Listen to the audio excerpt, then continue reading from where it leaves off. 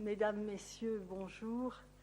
Ravi de pouvoir continuer à parler des jardins à visée thérapeutique parce que je crois que de nos jours, on ne peut plus envisager un établissement, qu'il soit un EHPAD ou un établissement de santé en général, un hôpital, sans le concevoir avec un jardin. Le jardin nous permet, nous venons de le voir là depuis 1 an et demi, vivre sans jardin, ce n'est plus vivre. Nous perdons à ce moment-là totalement contact avec une nature qui nous est absolument indispensable. Et je crois que nous l'avons bien ressenti cette dernière année. Alors, l'association Jardin et Santé, je ne sais pas si quelques-uns d'entre vous en ont déjà entendu parler ou ont déjà eu affaire à l'association, parce que vous êtes peut-être responsable dans un établissement médico-social ou un établissement hospitalier. C'est une association qui s'est créée il y a un peu plus de 15 ans, 16 ans, 18 ans. Le temps passe tellement vite. Et qui a été créée par un petit groupe à la fois de jardiniers, mais aussi de personnes qui avaient autour d'eux, qui avaient eu un parcours personnel qui leur avait fait fréquenter l'hôpital en général. Et qui s'étaient rendus compte que ces lieux hospitaliers étaient très inhospitaliers et que c'était très difficile de pouvoir envisager de se refaire une santé quand on était toujours entre 4 murs.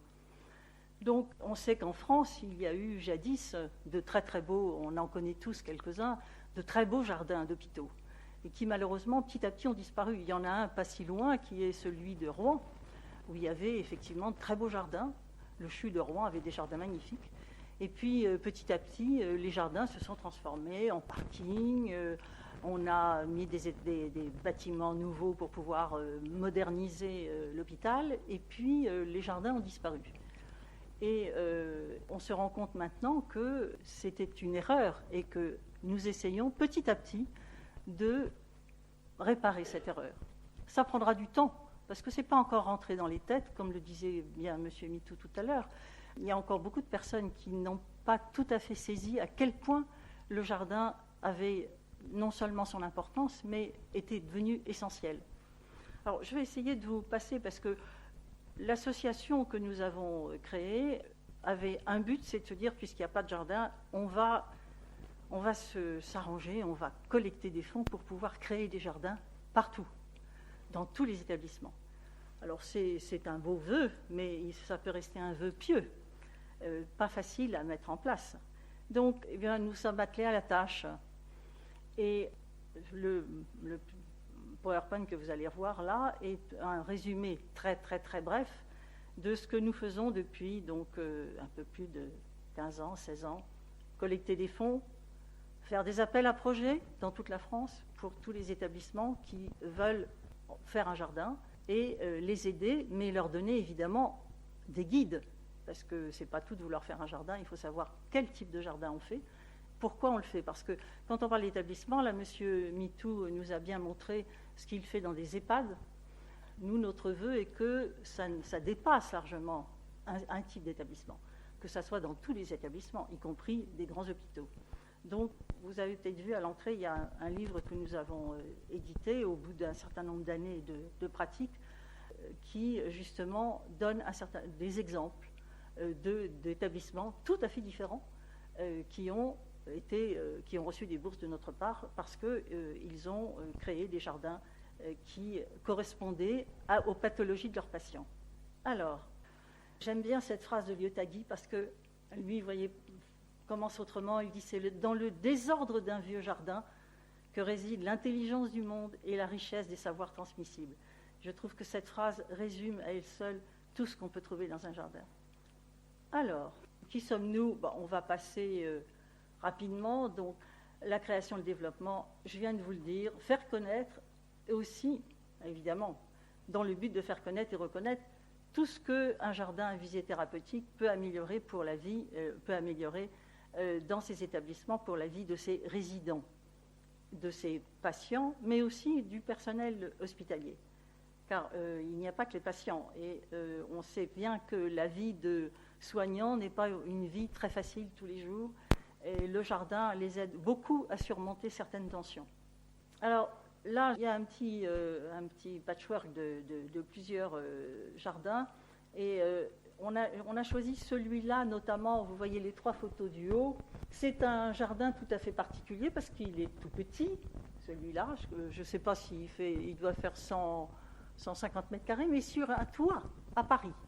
Et donc, il accueille non seulement des personnes qui sont en fauteuil roulant, mais des personnes âgées qui sont atteintes d'Alzheimer ou d'autres pathologies neurologiques, mais aussi de grands handicapés, mais aussi des jeunes handicapés. Et vous voyez qu'ils sont petit à petit, ils réapprennent, grâce au jardin, ils réapprennent un certain nombre de gestes qu'ils avaient perdus, oubliés ou qu'ils ne connaissaient pas. Donc ce jardin est particulièrement intéressant et fonctionne apparemment très très bien.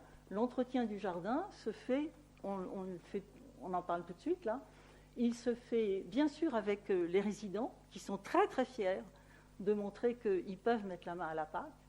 Et ils ont d'ailleurs fait un contrat avec un petit restaurant qui est à côté, et ils leur fournissent toutes les herbes aromatiques du petit restaurant. Vous n'imaginez pas la fierté des patients quand ils vont à 2 ou 3 fauteuils roulants délivrer leurs herbes aromatiques au restaurant, qui est très content de les accueillir et qui les encourage évidemment.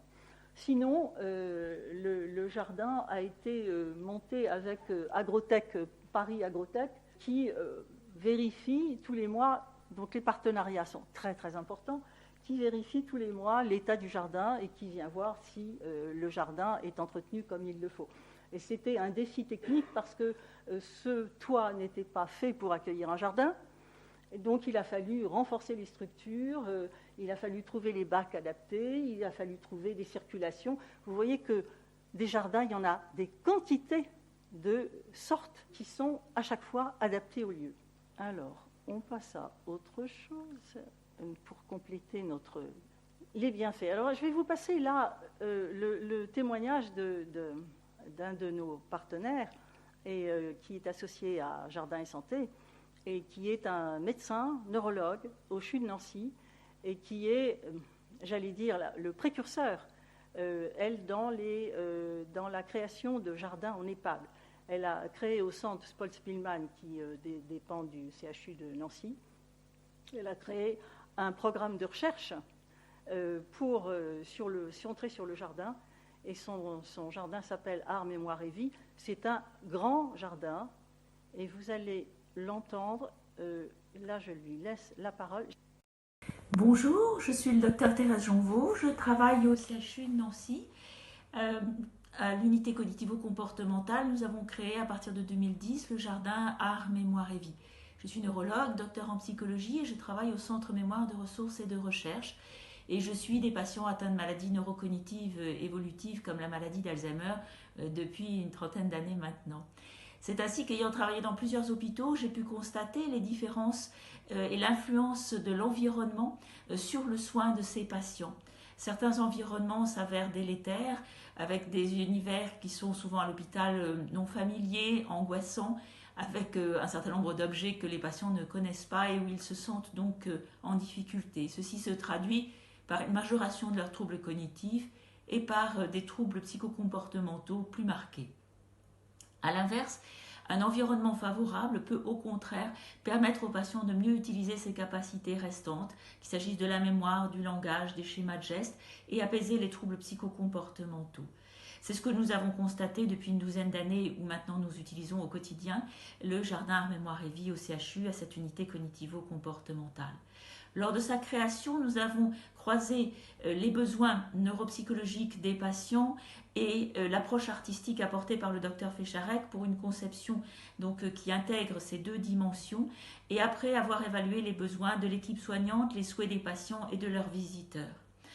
Nous avons donc validé une conception par notre programme de recherche à la fois sur la structuration spatiale du jardin et sur son contenant, et nous avons ainsi pu montrer une amélioration des capacités d'orientation dans l'espace grâce à la structuration spatiale, à la mise en place de points de repère dans le jardin. Nous avons pu observer aussi l'effet bénéfique sur le langage et la communication, ainsi que sur l'activation de la mémoire des schémas sensorimoteurs, la mémoire sémantique, c'est-à-dire des connaissances, grâce à ce milieu familier où les patients peuvent accéder 24 heures sur 24. Il y a une restauration des capacités de communication et une sollicitation des capacités mnésiques que nous avons pu montrer aussi dans notre programme de recherche, notamment grâce à la présence des éléments artistiques dans le jardin. Nous avons pu aussi montrer une amélioration du rythme veille-sommeil avec un temps de sommeil nocturne plus long et un temps d'éveil en parallèle plus important dans la journée, mais aussi une disparition des phases d'agitation nocturne pour les patients qui ont pu fréquenter le jardin. Nous avons aussi observé un bénéfice sur la conscience de soi qui peut être altérée au cours de l'hospitalisation chez ces patients, et pour les patients qui ont pu fréquenter le jardin, un maintien de cette conscience de soi et une restauration, une amélioration des capacités dans le domaine de la perception et de l'identité corporelle pour les patients qui ont pu utiliser le jardin durant leur hospitalisation. Nous avons aussi dans notre programme de recherche JASS, Jardin Alzheimer, pu observer un bénéfice sur la prévention du syndrome de burn-out des soignants en comparant des équipes soignantes ayant le même type de pratique mais avec ou sans accès à un jardin thérapeutique. Actuellement, nous développons un programme pour évaluer le bénéfice sur les familles de la présence du jardin, sur le bénéfice sur les capacités attentionnelles des soignants selon qu'ils prennent leur temps de pause à l'intérieur ou à l'extérieur dans le jardin. Par ailleurs, la crise sanitaire récente que nous traversons nous a montré notamment lors de la période du premier confinement l'atout formidable que représentait le jardin pour permettre la poursuite du projet de soins, la poursuite de l'apaisement des troubles psychocomportementaux des patients et le maintien d'activités qui sollicitent leurs capacités restantes, une atmosphère aussi beaucoup plus conforme aux objectifs de soins de l'équipe malgré les restrictions imposées par le confinement. Vous pouvez retrouver nos publications sur le site de Jardin et Santé sur ces différents travaux et aussi le programme de la formation que le CHU propose, formation qui agrée formation continue pour les professionnels de santé pour les sensibiliser à l'intérêt de la mise en place de tels jardins dans leurs établissements. Alors, vous voyez que ça répondait, le docteur Janvaux répondait à votre question sur la formation, notamment pour le personnel de santé. Évidemment, tout le monde ne peut pas se rendre à Nancy pour aller suivre. Bon, notre espoir est qu'effectivement, cette formation, petit à petit, puisse aller soit décentralisée, soit transportée dans d'autres CHU à travers la France. Mais ça, c'est déjà une autre histoire. Ça demande effectivement beaucoup de temps. Alors, là, notre définition du jardin thérapeutique, c'est un jardin intégré au lieu qui accueille des personnes fragilisées. Mais donc ça couvre l'ensemble de tous les problèmes cérébraux et psychiques, psychiatriques, pour avoir un jardin effectivement qui corresponde à leur pathologie. C'est ça qui est important. Alors, on va... je revenais en arrière pour que vous avez une toute petite vue là sur la gauche du jardin du CHU de Nancy, qui est un grand jardin entouré de très jolis bâtiments. C'est un très grand jardin et qui est devenu absolument magnifique avec de grands arbres, de grandes parties ombragées et avec un mobilier qui a été conçu spécifiquement pour les personnes justement qui sont handicapées et âgées, qui ont beaucoup de mal à s'asseoir et se relever surtout. Nous voyons trop souvent dans beaucoup d'établissements du mobilier qui n'est pas adapté. Et là, le mobilier a été conçu par un médecin qui a fait faire ce mobilier. Il est fait en Allemagne pour l'instant. J'aimerais bien que maintenant il soit fait en France. Il est très facile d'entretien, il est en métal, mais qui ne prend pas la chaleur. Il y a un traitement qui permet de ne pas le... De toute façon, comme tout métal, il faut quand même qu'il reste plutôt à l'ombre. Évidemment, si vous le mettez à 40 degrés, il commence à chauffer. Mais autrement, il est placé là où il faut. Mais nous avons expérimenté l'assise et surtout le relevé avec les bancs en général. c'est extrêmement facile de s'asseoir et de se relever sans avoir l'aide d'un tiers. Et pour beaucoup des personnes qui fréquentent ces établissements, c'est absolument indispensable. Là, c'est un petit aperçu du nombre de jardins dans les hôpitaux, dans les établissements médico-sociaux que nous avons aidés, à qui nous avons donné des bourses, puisqu'il y en a maintenant 70 en France qui ont reçu cette bourse depuis 2007 pour environ 260 000 euros, grâce à vous tous qui allez visiter des jardins ou qui nous envoyez très gentiment des dons ou qui cotisez pour vous inscrire pour participer à notre association. Alors, comment faire connaître les apports de ces jardins? Bien sûr, comme on vous l'a dit, et M. Mitou vous l'a évoqué aussi, le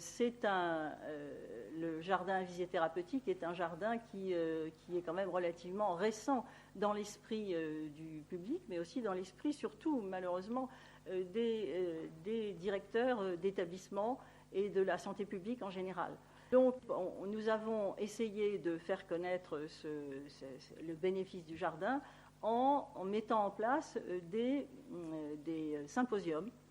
Et ces symposiums ont permis de rassembler à la fois des professionnels du jardin et des professionnels de la santé, mais aussi des directeurs d'établissements, des familles de patients, des associations en général, qui ont pu se connaître et travailler ensemble et avancer sur ce sujet qui est très vaste. Le Jardin des Vents est un projet des deux clubs Lions de Castelnaudary en collaboration avec l'hôpital Jean-Pierre Cassabel et d'autres associations locales. Il a été financé par les Lions eux-mêmes et par plusieurs mécènes, dont l'association Jardin et Santé. Sur une surface de 6 000 m², on trouve plusieurs sections. D'abord, la section Alzheimer, destinée à l'EHPAD de l'hôpital et entretenue par les techniciens de l'hôpital. Une aire de jeu conçue par les infirmières de l'ASM pour de jeunes enfants en soins psychiatriques. Notre potager est utilisé et entretenu par les résidents du foyer des hirondelles que vous voyez derrière et l'hôtel aux insectes étudié par les élèves d'une classe Ulysse au collège des Fontanilles. 2 terrains de pétanque pour les résidents du foyer Bolostal, une boîte à livres, un grand succès, et le centre même de notre jardin, la place du Noyer, très prisée par le personnel de l'hôpital à l'heure du déjeuner. En sortant du jardin, nous voyons le parcours de santé installé par les kinés pour leurs patients en convalescence, mais partagé par les enfants du quartier. Ce témoignage pour vous montrer à quel point la diversité, la variété des jardins à visée thérapeutique. Vous voyez que ça s'adapte à des établissements totalement différents, puisque là, ce jardin, ce qui est intéressant, alors il est très jeune. Il y a eu beaucoup d'arbres de Auger qui ont été plantés, mais le jardin n'a pas 10 ans, il a 7 ou 8 ans. Donc il faut attendre, il sera très très beau dans quelques années, quand les arbres auront pris vraiment leur ampleur. Il aura beaucoup d'ombre. Il est en plein vent, c'est pour ça qu'ils ont planté beaucoup de jardins, beaucoup d'arbres et beaucoup de buissons. Mais vous voyez qu'ils arrivent à faire, l'initiateur de ce jardin, John Riddell, est arrivé à faire travailler ensemble tous les acteurs possibles du bâti qui était tout autour de l'emplacement, qui était très vaste, il y avait l'hôpital, des maisons d'accueil pour des handicapés. Et donc, il y avait tout un ensemble qui était finalement, qui n'avait aucun lien. Et ce jardin sert de lien entre tous ces bâtiments. Et donc, chacun a met un point d'honneur à venir participer à l'entretien. Donc là, il faut effectivement, c'est ce que nous préconisons, il faut effectivement qu'il y ait un consensus très fort dès le départ sur des projets comme ça, pour que petit à petit, le projet non seulement se mette en place, mais se pérennise. Là, vous avez justement, là à droite, vous avez une photo d'une des personnes. Alors, vous voyez, c'est pourtant une jeune fille qui est très handicapée et qui met un point d'honneur, c'était à venir arroser les plantes parce qu'elle veut absolument que ça pousse, évidemment, très très bien. Et donc, elle va arroser les plantes et entretenir avec les autres personnes qui participent au jardin et qui se servent du jardin. Alors, je vais vous faire entendre un autre, et ça c'est intéressant aussi, le témoignage de Véronique Laulier, qui est paysagiste des PLG à l'École nationale supérieure de paysage de Versailles, qui est un de nos membres fondateurs, et qui a mis en place des formations justement sur le jardin thérapeutique. J'aimerais bien qu'on l'entende. Jardin et Santé, voilà 20 ans que ça existe et ça a été la possibilité d'engranger une somme d'informations et de créer des réseaux vraiment très importants. On a pu à la fois engranger des connaissances sur le terrain à travers les bourses qui ont été distribuées par Jardin et Santé, les appels à projets, et puis les expériences, les partenariats qu'on a créés avec d'autres organismes. Et notamment, le dernier en date, c'est Médéric Alzheimer qui nous a permis, Jardin et Santé, l'École du paysage et Médéric Alzheimer, de créer un guide méthodologique sur la mise en place de jardins à visée thérapeutique dans les établissements médico-sociaux. Ce guide, c'est un espèce de pense-bête, à la fois pour des personnels soignants, mais aussi du personnel administratif ou du personnel sur le terrain, des jardiniers, des professionnels qui voudraient mettre en place des jardins à visée thérapeutique dans ces établissements.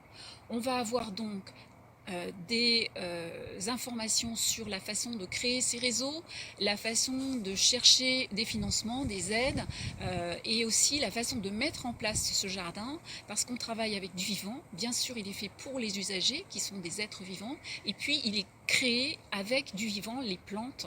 Donc, il faut absolument réfléchir dès l'origine de ce jardin à la mise en place et à la pérennisation du jardin, c'est-à-dire comment est-ce qu'on utilise le vivant, comment est-ce qu'on le met en place et comment on va l'accompagner au fur et à mesure pour que ce jardin perdure.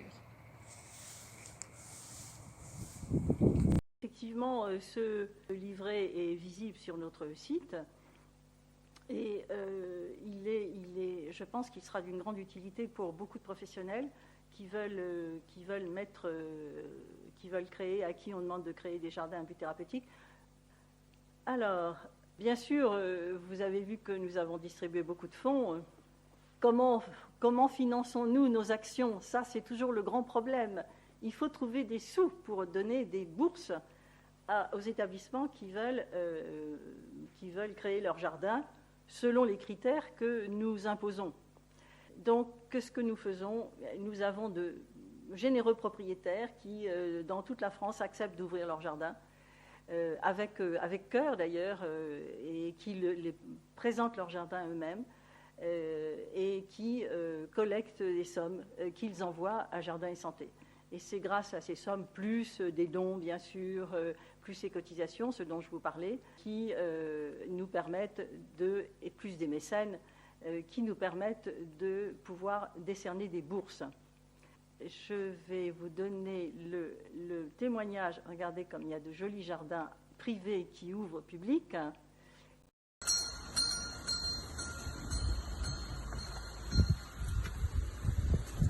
Bonjour, soyez le bienvenu dans mon jardin, mon modeste jardin.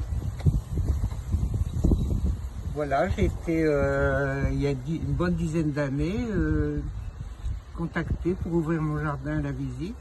Et depuis, je l'ouvre tous les ans au profit de Jardin et Santé. Je pense que c'est une très très heureuse initiative Personnellement, j'ai eu beaucoup de bonheur de partager mon jardin avec les visiteurs. Et puis l'idée que l'argent collecté à cette occasion allait permettre à des gens handicapés, plus âgés, qui n'ont pas de jardin, de profiter du bienfait que donne le jardinage, c'est une très très belle initiative. Je pense, du haut de mes 86 ans et des 50 marches que j'ai à gravir pour monter en haut de mon modeste jardin, que je suis un peu la preuve vivante que ça fait énormément de bien. Donc j'invite tous les jardiniers à ouvrir leur jardin à la visite, même si le jardin est modeste, comme le mien l'est, ça peut apporter beaucoup de bonheur à beaucoup de gens.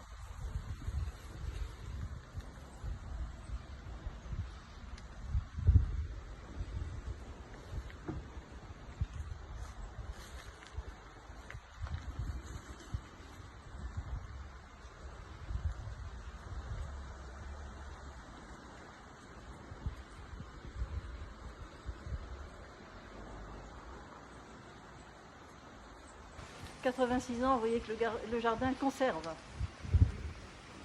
Et il a un jardin ravissant. Très joli jardin. Voilà. Il est à Semur en Auxois. Si vous passez par là, il sera ravi de vous ouvrir son jardin parce qu'il adore le faire visiter. Partager, alors ça c'est notre credo, partager, jardiner, soigner, bien sûr. Et bien sûr, nous voulons remercier, comme toujours, tous ceux qui nous aident, qui continuent à nous aider, ceux qui viendront nous aider, je les remercie d'avance. Nous avons nos partenaires, les adhésions, les dons, et puis on organise aussi des manifestations, et puis nous avons des bénévoles qui travaillent pour nous avec dévouement.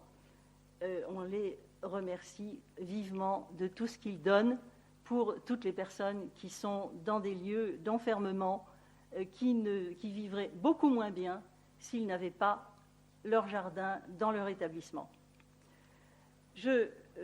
Pour compléter ce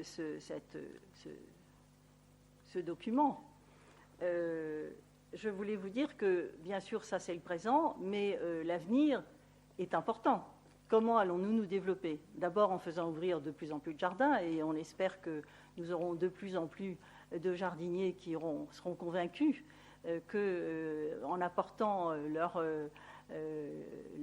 aide et en ouvrant leur jardin, ils contribuent à une œuvre qui est indubitablement extrêmement positive. Mais aussi, nous avons des projets nous allons bientôt déposer un label qui va permettre de travailler aussi pour toutes les personnes, tous les professionnels qui veulent continuer à faire des jardins thérapeutiques et qui n'ont pas toujours les clés. Donc, dans ce label, nous avons un certain nombre de principes qui seront à respecter. Et ce label sera décerné aux jardins qui répondent à tous nos principes de création. Je vous en donne les grandes lignes, c'est-à-dire il y a un principe qui est qu'un jardin à but thérapeutique ne peut pas aboutir sans un travail collectif qui réunit l'ensemble du personnel soignant administratif, les patients, les familles et tous les professionnels de jardin. Donc c'est un large consensus qui doit prévaloir. Ensuite, un deuxième principe qui est que chaque jardin doit être adapté à la pathologie des patients, parce que comme vous le savez, dans ces patients, il y a un éventail énorme. Nous avons aussi bien des foyers d'accueil médicalisés pour les jeunes, des hôpitaux psychiatriques, des EHPAD, mais simplement des hôpitaux qui sont de médecine générale. Donc, il doit être adapté à la pathologie des patients et ces aménagements, que ce soit mobilier, architecturaux, horticoles, doivent répondre à des critères d'esthétique, mais d'équilibre, de sécurité et qui doivent faire de lui un outil de soins approprié pour les intervenants médicaux et un lieu de bien-être pour les utilisateurs. Un troisième principe indispensable, il doit répondre aux besoins des activités et la mise en valeur de soi des patients, ce que disait Madame le docteur Janvaux tout à l'heure, et ces besoins seront développés et satisfaits par la richesse et la diversité des éléments constitutifs du jardin, la flore, la faune, l'eau, le mobilier, les artefacts, etc. Tous ces éléments doivent permettre d'éveiller les 5 sens, visuels, auditifs, olfactifs, tactiles et gustatifs. Un 4e principe qui est que ce jardin doit être utilisé et entretenu selon des règles de respect de la nature et de la biodiversité. Il doit privilégier l'utilisation de végétaux adaptés à la région et la pratique de méthodes de culture écologique. Nous y tenons beaucoup. 5e principe, un jardin à visée thérapeutique doit être inséré harmonieusement dans l'environnement architectural qu'il accueille. Évidemment, le mieux est qu'il fasse partie intégrante du projet de construction de l'établissement. Mais ça, je crois que nous aurons encore beaucoup de travail à faire avant qu'on arrive à imposer le jardin au moment de la construction. 6e principe, le jardin thérapeutique doit s'insérer dans son environnement économique et institutionnel, et c'est comme ça qu'on peut avoir des aides pour l'entretien du jardin. La municipalité, les établissements d'enseignement, les autres établissements de soins et les associations culturelles ou sportives. Enfin, un dernier principe qui est important pour nous aussi pour prévaloir de l'avenir, c'est que des protocoles d'évaluation doivent permettre de mesurer régulièrement l'impact du jardin sur ses différents utilisateurs. Donc, à partir de ce label sera étendu donc, à tous les établissements, bien sûr, qui ont reçu nos bourses après qu'ils aient été revus, examinés, qu'on soit sûr qu'ils correspondent toujours à nos exigences.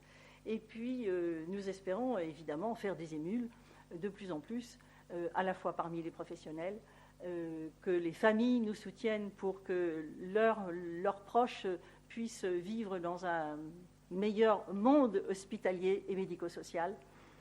Et je voudrais savoir si notre secrétaire de l'association aurait quelque chose à ajouter.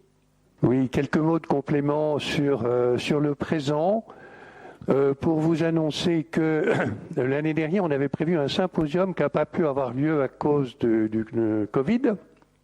Et ce symposium avait pour thème les jardins à visée thérapeutique, de l'exclusion à l'inclusion. Pourquoi de l'exclusion à l'inclusion? Tout simplement parce que des personnes âgées, handicapées, qu'ils soient enfants ou âgés, peu importe, le handicap a tendance à les exclure des autres, puisqu'ils sont dans un établissement de soins.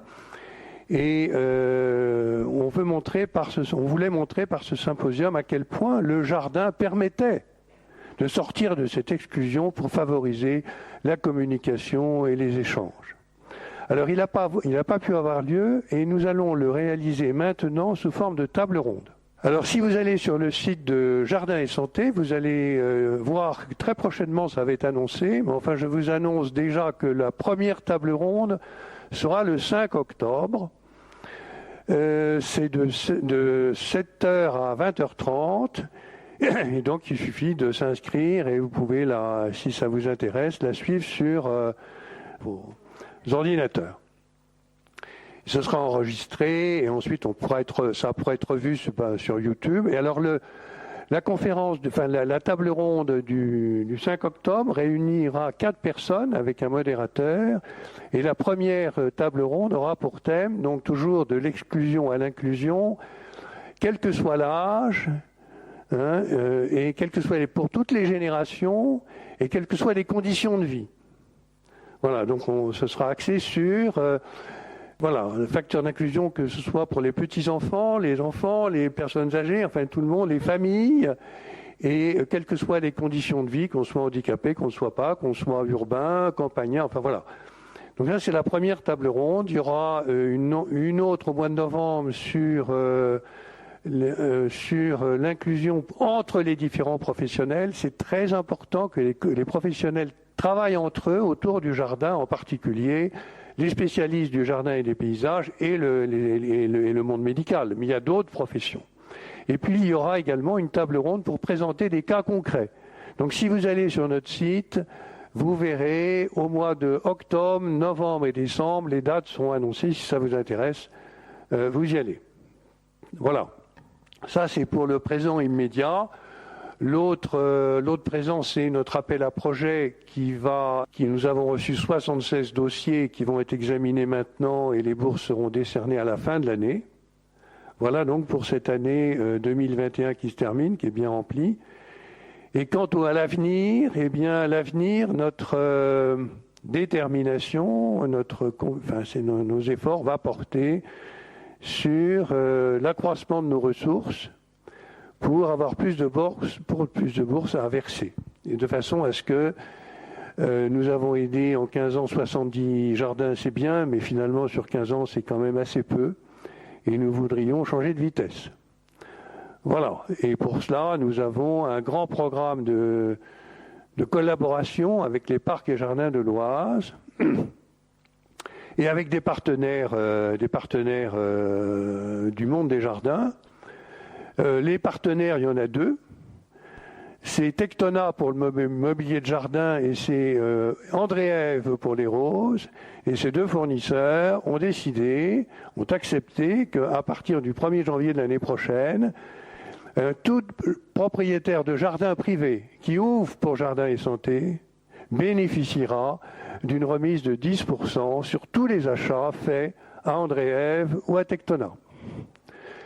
Voilà, et nous allons avec les parcs et jardins de l'Oise et peut-être aussi un peu avec les vieilles maisons françaises, essayer de nous aider pour faire davantage connaître ce que nous faisons et qu'il y ait davantage de propriétaires de jardins qui ouvrent pour Jardin et Santé, en espérant que petit à petit, eh bien, tous les établissements de soins auront un jardin à visée thérapeutique. Voilà. Merci de votre attention à tous et nous vous souhaitons un bon retour dans votre jardin, si vous avez un jardin.